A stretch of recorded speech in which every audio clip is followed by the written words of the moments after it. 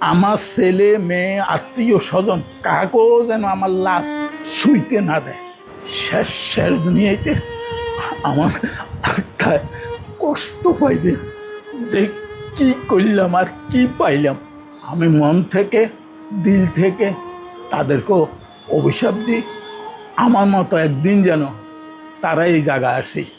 এদেরকে সোনার স্বামীসো করে মানে দুধ খাওয়াইছি, এত বেশি ভালোবাসছ না তোমারে, এরা জীবনে বহুত কষ্ট দিব।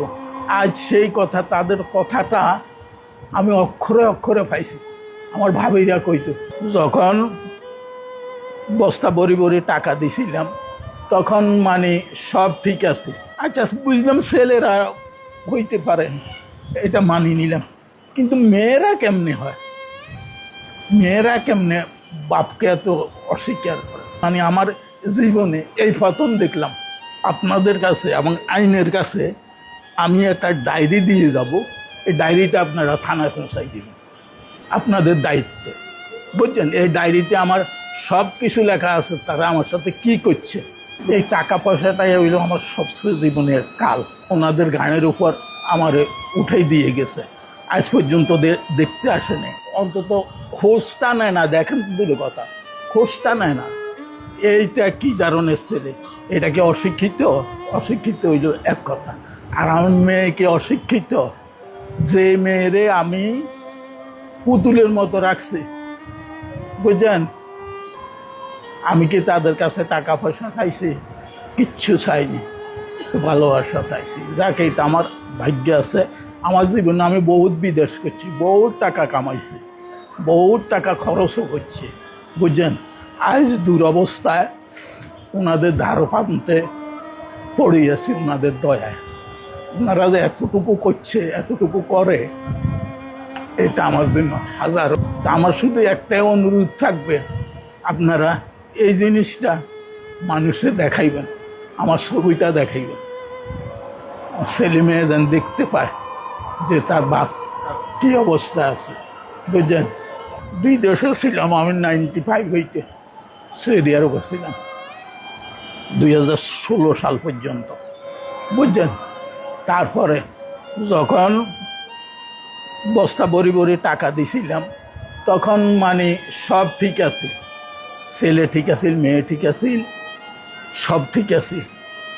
যখন মানে টাকার প্রশ্ন উঠছে, আমার একটা এফডিএস ছিল,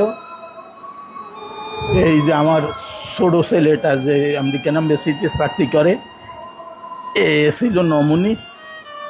আমি তো সাদা দিলে আমার ছেলে, আমার টাকা এই পাইবে না কে পাইবে, এরে করে দিছি। এ টাকাগুলো উঠেই নিয়ে যে গেছে, আজ পর্যন্ত সে আমার সাথে কোনো যোগাযোগ করে না, কোনো যোগাযোগ নাই, বুঝছেন। আমার মেয়ের ইয়েতে আমার টাকা ছিল, 20 লাখ টাকা ছিল, এই টাকাটা আমাকে আর দেয়নি, বুঝছেন, আজ পর্যন্ত ফেরত দেয়নি। ওনাদের মাধ্যমে আমাকে প্রথমে মিরপুর, ওনাদের যে ইয়ে আছে ওইখানে অনেক দিন আসছিলাম, তারপর হইতে এইখানে।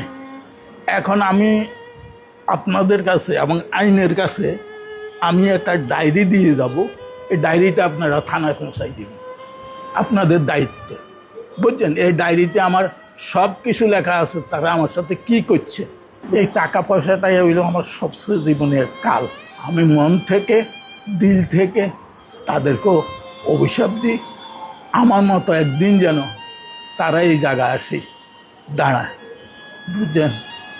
আল্লাহর কাছে এদেরকে সোনার স্বামীসো করে মানে দুধ খাওয়াইছি, সোনার স্বামীস, বুঝছেন, এত বেশি ভালোবাসছ না তোমারে, এরা জীবনে বহুত কষ্ট দিব।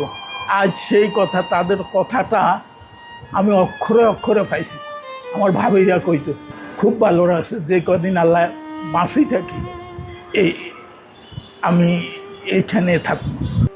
আমার ছেলে মেয়ে আত্মীয় স্বজন কাকেও যেন আমার লাশ শুইতে না দেয়, শোয়ার কারো কোনো অধিকার নেই, একমাত্র ইয়ানের মানুষেরই আছে আমার লাশ শোয়ার।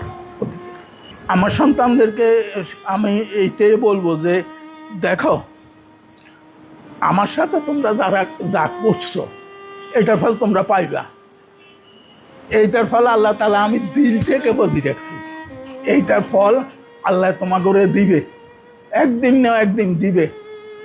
এটা ফল তোমরা ভোগ করতে পারবা। পরে আমারে তো ওনারা জায়গা দিছে, সাইডটা খাইবার দিছে, থাকার জায়গা দিছে, এদেরকে আল্লাহ যেন এইটাও না দেয়। বিশেষ করে আমার মেয়েকে যেন না দেয়। শেষ দুনিয়াতে আমার আত্মায় কষ্ট পাইবে যে কি করলাম আর কি পাইলাম। বাবা বলতো, ও খোকা, যখন আমি থাকবো না